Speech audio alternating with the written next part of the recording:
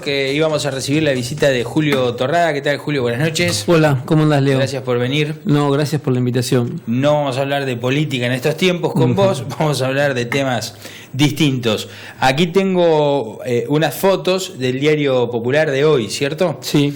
Que tienen como encabezado alarmante: hay 4 casos de femicidio infantil por mes. Y en una página donde se describe el tema, ahí te vemos a vos, ¿no es cierto? Ahí sí. Sobre la derecha de la pantalla. Sí, He sido consultado por este tema. Exacto. Bueno, lo del femicidio infantil no lo habíamos escuchado antes. Exacto. Y es una figura que impulsan, ¿cierto? Como para que se agregue al código. Claro. Más o menos para poner en contexto a la gente que nos está mirando, esto viene a colación de un bestial hecho que ocurrió el 30 de enero del 2016 en Quilmes, con una nenita llamada Alma Benítez. Allí... era de la fotito. La de la fotito, sí. Exactamente. Allí, digamos, la nena fue golpeada, fue abusada sexualmente y fue asesinada. Por su padrastro y su madre. Exactamente. Manzanares, el padrastro, y Benítez, su madre. Aquí se cruzan caminos de gente que trabajamos juntos y que opinamos parecido y vemos el derecho de la misma manera. Esta semana que pasó, la fiscal del caso, que es la doctora María de los Ángeles Atarian Mena, que es una fiscal de Quilmes, que nosotros la hemos traído acá al Consejo Deliberante a hablar de abuso y maltrato infantil, en su pedido de condena, ella hace un planteo de que estábamos en presencia de un femicidio infantil. Una figura que nunca antes se había ni planteado ni pedido, al menos por parte de un fiscal, y ese pedido que hizo la doctora Atarian Mena fue receptado, fue tomado por el tribunal que juzgó a estos dos bestias. A partir de eso, justo es reconocer que, bueno, el diario me consulta a mí y a un par de colegas más, muy prestigiosos ellos, porque en varios juicios, inclusive en uno que se desarrolló también en Quilmes, donde yo fui el abogado de la nena que su padrastro y su madre mataron y quemaron en la parrilla, después la tiraron en un río. Yo también planteé esta cuestión, ¿no?, de el femicidio infantil. Obviamente que los jueces, hasta que esto no está incorporado en el código, no pueden aplicar lo que se llama el tipo penal. Es decir, para que la gente entienda, para que un juez aplique una sanción penal a una conducta determinada, esa conducta determinada debe estar contemplada en el código, en abstracto. ¿Qué quiere decir esto? Para que a vos te condenen por un robo, tiene que decir: el que robare tal cosa será condenado de tanto a tantos años. Es decir, todas las figuras penales en nuestro Código Penal argentino tienen un piso y un techo en el quantum de la condena.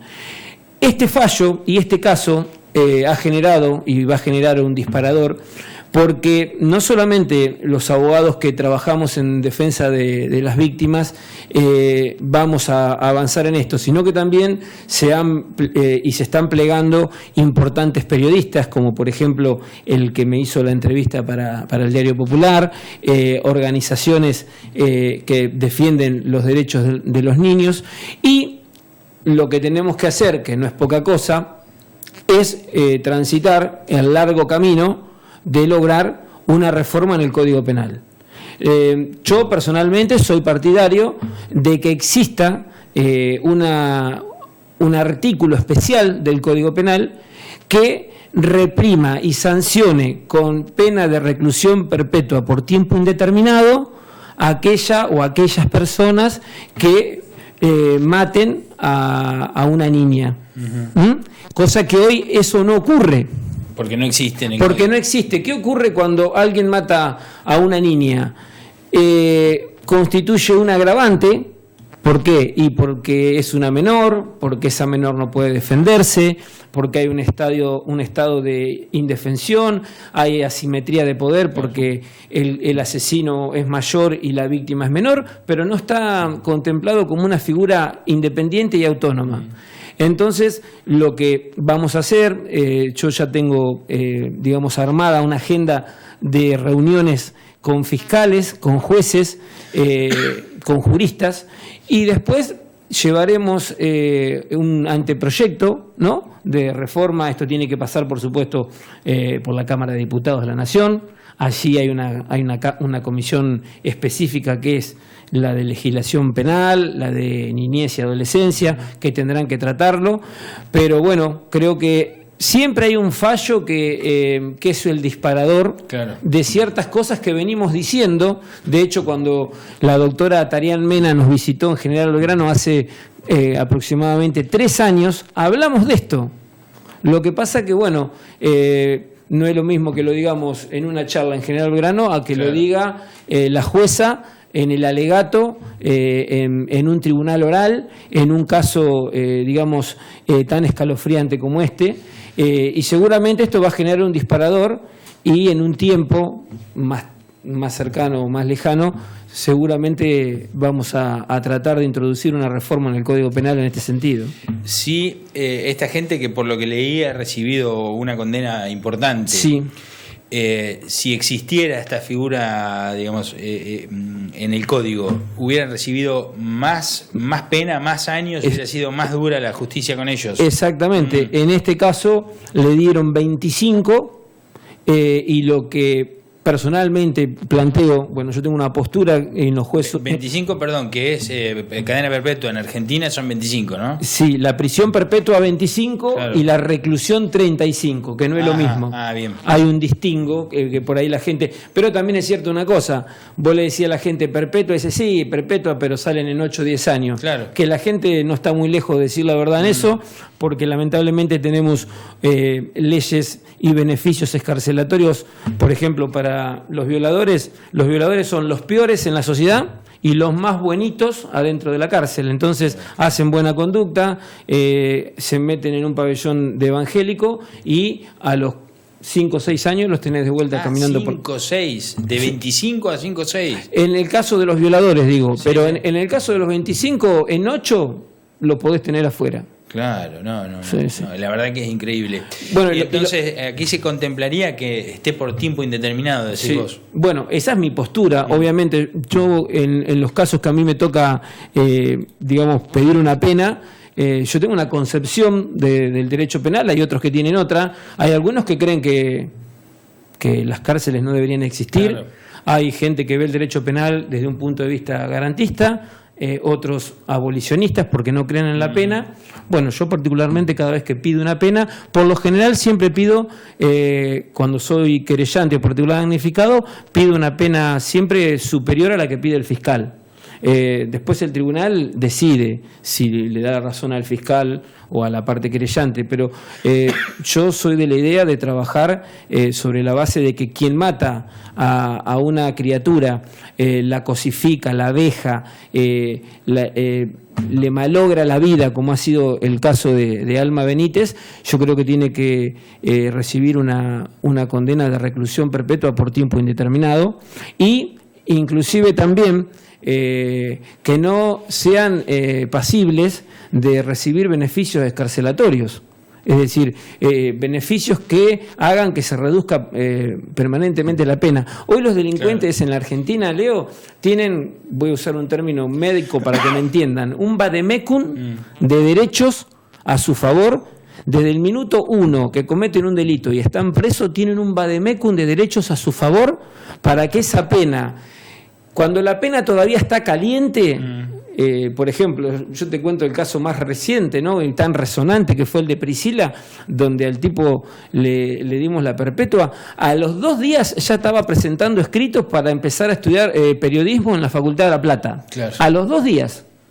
Y a partir de ahí, estudiando, empiezan a decir que se portan bien, después ascriben alguna religión, después hacen 3 trabajos de carpintería y tienen buen comportamiento. Son los pasos para ser un buen preso y salir antes. Exactamente. Y después, todo el mundo. Y después registran altísimos niveles de reincidencia. Eso te iba a decir, perdón, Julio. Sí. Todos lo creemos saber.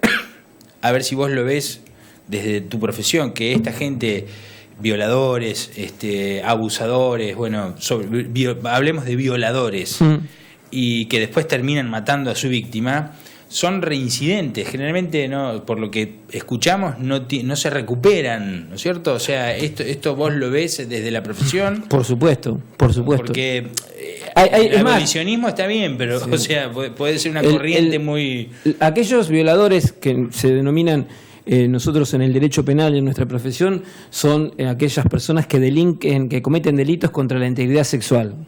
En criollo, violadores. Claro. Tienen un altísimo nivel de reincidencia. Y por ahí también leo y escucho y he participado en debates donde muchas veces la gente recurre a soluciones facilistas con estos tipos, ¿no? Dicen, no, hay que esterilizarlos, bueno, algunos más extremistas dicen hay que caparlos, etcétera, etcétera, etcétera. La cuestión es mucho más profunda, es decir, el violador no viola por una cuestión de satisfacción sexual, sino lo que disfruta es del sometimiento de la víctima. El poder. Claro. El poder. Va a terminar violando a la víctima con un objeto contundente. Yendo al caso de esta nena, ¿qué tipo de satisfacción o de complacencia sexual puede tener este sinvergüenza de 27 años de someter a una criatura de 3 años? Pero además golpeada. Exactamente. Y antes había sido sometida, por supuesto, como objeto. Sí, exactamente. Bueno. En el pedido de la doctora Tarial Menua habla de la cosificación de la criatura, es decir, la transforman en un objeto, la manipulan, hacen con la niña lo que quieren, y esto de cosificar es transformar a un sujeto de derecho, que es una persona, en una cosa. Yo particularmente creo que con los violadores no deberían tener ningún tipo de beneficio. Hay una ley, es la ley excarcelatoria, que es la que establece los beneficios, en qué plazos, en qué términos, y la verdad que cuando salen es altísimo el nivel de reincidencia, pero no es que salen y roban y van a hacer una salidera bancaria, no, mismo. Van y reinciden en la clase de delito que perpetran.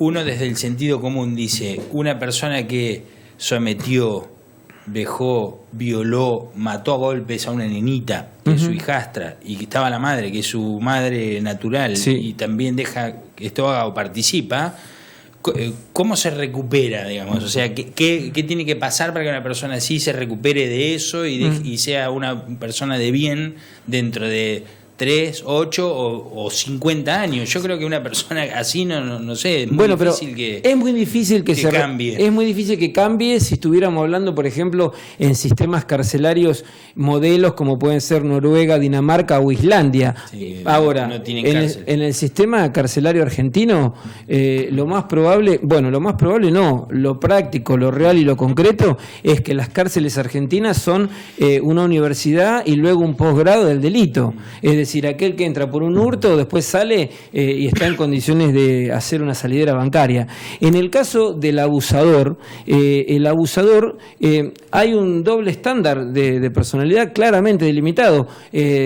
Muchos de ellos tienen 9 y 10 de conducta dentro de la cárcel, pero muchos de ellos también, no todos, son psicópatas. Es un trastorno de la personalidad y esa psicopatía los hace ser muy prolijos, muy metódicos, muy ordenados, saben qué hacer para salir pronto y también saben qué hacer. Inclusive hay algunos que salen, por ejemplo, hay un caso de